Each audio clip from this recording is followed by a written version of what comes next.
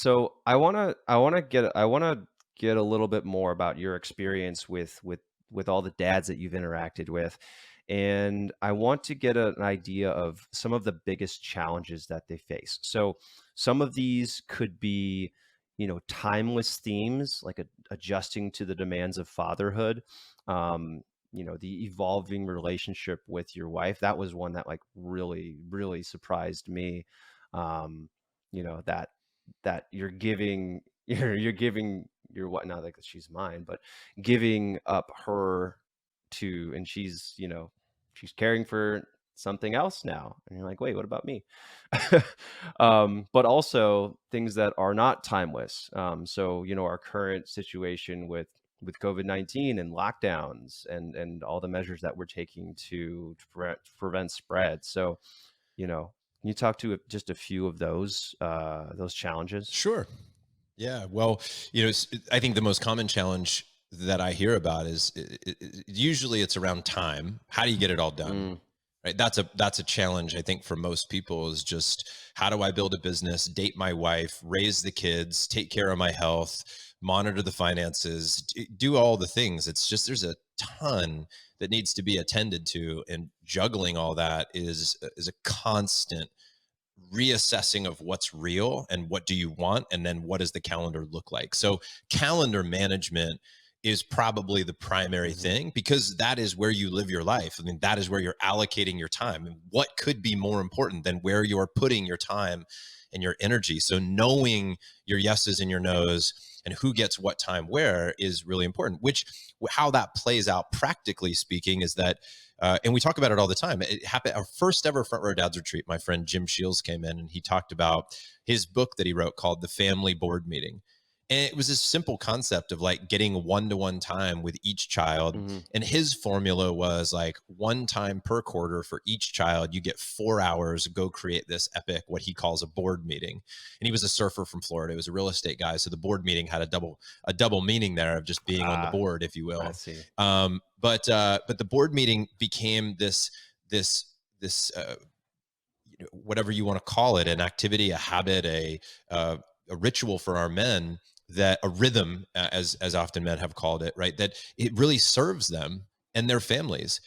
From there, I took that and I created now my current program. And I say current program because, by the way, these are always evolving. You have Mhm, to constantly evaluate where you're at and what is available. And this would, of course, change how many kids you have, right? mhm. Like if you have 7 kids, it might be different for you than it is for somebody who's got one. But for me, I do a rotating breakfast with Tiger and Ocean every other week. So I take Tiger for breakfast one week, and then I take Ocean the other week, and I do that on Friday. That's the way I kick off my Friday. So I wake up on Fridays and I'm thrilled, man. I know that I'm going to get a killer coffee, and we're going to sit down in a shop and have some food together, and we're going to talk about life. Mhm. And that's going to be a ritual that's going to really work. So I see that as being a real challenge that men face, and there's a practical solution of how they address that, which is, you talk about board meetings with kids or one-to-one time or Mhm. whatever you call it. Like my buddy Grant Baldwin calls it 3D dates. 3D daughter dates, I think is what he calls it. He has girls, and whatever you call it, it doesn't matter. You can come up with your rhythm and your routine. Same goes for your wife. What I learned with Tatiana, and I've seen this with other men, is they do struggle to connect with their wives when they get caught up in being roommates and, Mhm. co-parents versus lovers. And look, dude, I love to have sex. I love my wife. I want to see her naked. I want to be I want to be with her. And dude, when you have kids like that can walk into the room at any moment, there were things that immediately threw wrenches into our pattern that we had before. We're having sex every single day, and Mhm. then all of a sudden we're going weeks without having sex.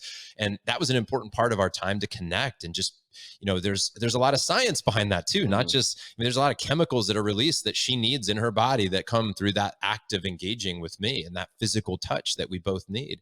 So dude, overnight dates was a great one for us. Mhm. Booking a hotel and going somewhere overnight was like, I mean, I'm talking for a couple $100. You get out of the house and you break the pattern. Buying a lock for our bedroom door sounds like a simple one, but I got to tell you, is a game changer.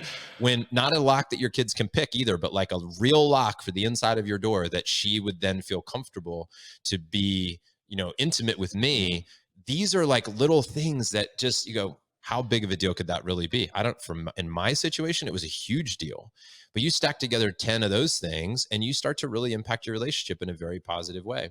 I could talk for hours about any of these things, and I have explored this for years now on the Front Row Dads Yeah. podcast because it's a never ending learning opportunity for me. And even right now, I'm figuring out how do we improve our sex life.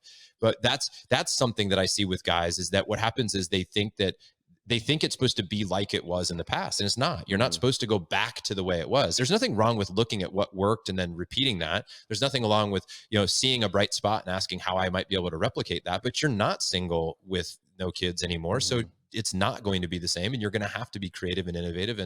But there's ways to improve all these things if you talk about it. Yeah. And So arguably the biggest thing, Dean, and I'll say this is the last thing yeah. here as my rant, is conversations, because where all these come from is what we're doing right now and what you're doing in with your world and my world. And like, we're having conversations and talking about this shit because that's how we make changes.